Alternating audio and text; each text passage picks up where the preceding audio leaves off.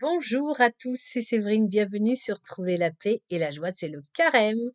Et aujourd'hui, je vais vous aider à trouver votre résolution, votre effort de carême. Mais avant tout, je voudrais revenir sur la triste actualité d'hier. Vous le savez, malheureusement, le Parlement a voté pour l'inscription de l'avortement dans la Constitution. Et c'est quelque chose de très grave parce que ça célèbre la culture de la mort, parce que l'avortement, c'est tout simplement un crime. On tue une petite créature innocente. Certes, elle ne fait que quelques centimètres, mais c'est une petite créature. Et je ne sais pas si vous le savez, mais le premier organe qui est créé, c'est le cœur. Voilà, c'est tout simplement une horreur, un crime qu'il ne faudra jamais cesser de dénoncer. Cela dit, nous ne jugeons pas les femmes qui ont avorté parce que bien souvent, elles n'ont pas eu connaissance de cause, puisque souvent on leur dit que quand elles avortent, eh bien en fait, ce n'est pas un être vivant, c'est un amas de cellules. Et vous allez voir la contradiction et les mensonges de cette société mortifère, c'est que les fausses couches ont lieu la plupart du temps dans la même période que les avortements, c'est-à-dire pendant les 3-4 premiers mois de grossesse. Et quand une femme perd son bébé, qu'elle fait une fausse couche, est-ce qu'on lui dit: «Oh mais ce n'était pas grave, c'était qu'un match cellule»? Bien sûr que non. Le médecin va lui dire: «Eh bien madame, je vous présente mes condoléances, nous sommes désolés pour la perte de votre bébé». Alors pourquoi par moment il s'agirait d'un mat de cellule et par d'autres moments, il s'agirait d'un bébé. Vous voyez que dès le départ, il y a un mensonge. Car dès qu'il y a la vie, eh bien, c'est un être vivant qu'il faut protéger et nous ne cesserons jamais de le dire. Donc, je ne condamne pas les femmes, je condamne cet acte qu'elles ont commis. La plupart du temps, on ne leur racontait pas toute la vérité. Donc maintenant, voilà, vous saurez que si jamais vous avez autour de vous des personnes ou si vous-même vous avez envie d'avorter, eh bien non, c'est une vie que vous tuez et c'est un crime.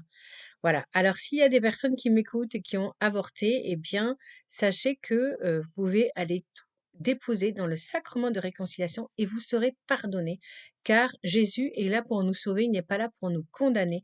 Alors quoi que nous ayons fait, il est toujours temps d'aller demander pardon et de se laisser guérir de toutes ces blessures, car il y a de très nombreuses femmes qui ont avorté en pleine conscience, elles savaient ce qu'elles faisaient, puis elles ont après regretté et elles en souffrent.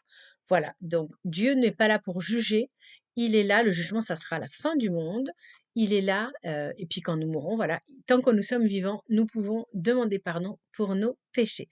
Voilà, je voulais refermer la parenthèse en disant que nous n'allons pas baisser les bras, nous avons perdu une bataille, mais nous n'avons pas perdu la guerre, car nous sommes toujours vainqueurs en Christ. C'est très important.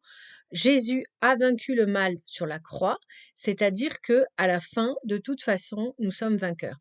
Et la bonne nouvelle, c'est que tous les enfants qui ont été avortés, tous les enfants qui ont été tués dans le sein de leur mère, eh bien, ces enfants, ils ont continué à grandir au paradis. Alors, comment est-ce qu'on le sait? Eh bien, on le sait parce qu'il y a eu plusieurs témoignages de personnes qui ont fait comme ça des expériences de mort imminente ou qui ont eu des visions. Et ces personnes avaient, certaines avaient fait des fausses couches, d'autres avaient voilà, avorté et elles ont eu la chance de voir que leur enfant, en fait, avait grandi. Donc c'est ça qui est voilà, Dieu, en fait, prend soin de ces petites créatures et on pourra les retrouver plus tard. C'est donc la bonne nouvelle. Donc nous avons perdu une bataille et mais nous allons en gagner d'autres. Alors comment faire? Cette loi est là, nous ne pouvons plus l'interdire, mais nous pouvons informer les femmes. Il y a des associations comme SOS Femmes Enceintes, je vous mettrai les références, qui aident les femmes justement qui se posent des questions en cas de grossesse imprévue. Et ces associations vont proposer d'autres solutions que l'avortement, car il y a évidemment des alternatives à l'avortement. Vous serez soutenu, vous serez aidé, évidemment, vous garderez toujours votre libre arbitre et vous serez accueilli par des professionnels, des psychologues, des sages-femmes, des gynécologues qui seront à votre écoute. SOS Femmes Enceintes. Mais aujourd'hui, revenons à notre résolution de carême. Comment trouver notre effort de carême? Eh bien, je dirais qu'il y a deux catégories de personnes. Il y a des catégories de personnes. Première catégorie, des personnes qui ont une vie plutôt confortable, qui n'ont pas de grands soucis dans leur vie. Tout va à peu près bien sur le plan de la santé, sur le plan professionnel, sur le plan économique, sur le plan familial. Et puis, il y a une deuxième catégorie de personnes qui portent des croix très lourdes, qui ont des problèmes de santé, qui ont des problèmes économiques, des problèmes familiaux, parfois même les trois en même temps. Alors évidemment, l'effort de carême ne sera pas le même selon qu'on appartient à la première ou à la deuxième catégorie. Si on appartient à la deuxième catégorie, si vous êtes, voilà, vous portez vraiment une croix très lourde, vous avez des problèmes de santé et que s'ajoutent à cela des problèmes familiaux lourds, eh bien, votre effort de carême, ça va tout simplement d'être de faire confiance à Dieu, que Dieu vous soutient dans votre épreuve que vous traversez actuellement et de continuer à avancer en gardant toujours la confiance en Jésus, la paix et la joie surnaturelle que Dieu va vous donner si tous les jours, voilà, vous lui ouvrez votre cœur, vous priez, vous essayez de faire le bien autour de vous, eh bien vous aurez cette paix et cette joie. Ça sera ça votre effort de carême. Vous n'avez pas, vous faites déjà assez au quotidien. Vous n'avez pas, voilà, à vous chercher d'autres efforts. C'est déjà une épreuve assez lourde. Mais si vous avez envie de vous rajouter un petit effort de carême, vous pouvez le faire.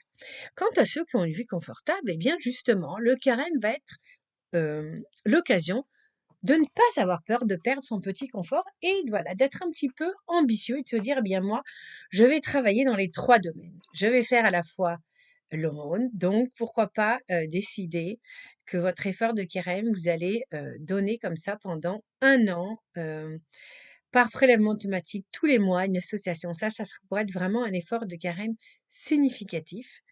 Et puis, vous pouvez rajouter évidemment les 2 autres efforts de carême, c'est-à-dire la prière ou dire: «Mais voilà, là ça y est, je me lance, tous les jours, je vais faire mon chapelet» et enfin, le dernier effort de carême, la charité. Eh bien, pendant le carême, je vais par exemple, aller rendre visite toutes les semaines à des personnes à l'hôpital, à des personnes en maison de retraite. Je vais faire ça pendant tout le carême. Je sors de mon confort. J'arrête finalement de me contenter uniquement d'aller à la messe, qui est déjà bien, mais surtout, aller à la messe, c'est un tremplin que nous donne Jésus pour aller vers les autres. Donc, voilà comment, selon que vous appartenez à la première ou à la deuxième catégorie, voilà des idées d'efforts de carême. Et bien sûr, on se laisse guider par l'Esprit Saint parce que c'est lui qui décide tout. Je vous propose d'ailleurs que nous fassions ensemble une petite prière d'invocation de l'Esprit Saint. Au nom du Père, du Fils et du Saint-Esprit. Amen. Saint-Esprit, tu es la troisième personne de la Trinité. Nous savons que tu es toujours là dans nos vies, que tu veux agir si nous t'en laissons l'occasion. Alors, indique-nous quel est le meilleur effort de carême pour que vraiment notre âme progresse, que notre âme s'élève toujours vers le ciel. Viens nous inspirer de ta sagesse et viens nous donner la paix et la joie dont nous avons besoin. Amen. Voilà frères et sœurs, ce podcast est terminé pour aujourd'hui. Pensez à liker, à partager pour aider d'autres personnes qui ont peut-être besoin d'être motivées. Et puis, question motivation, bien vous en trouverez vendredi puisque nous allons prier ensemble le chapelet de la miséricorde divine. À très bientôt.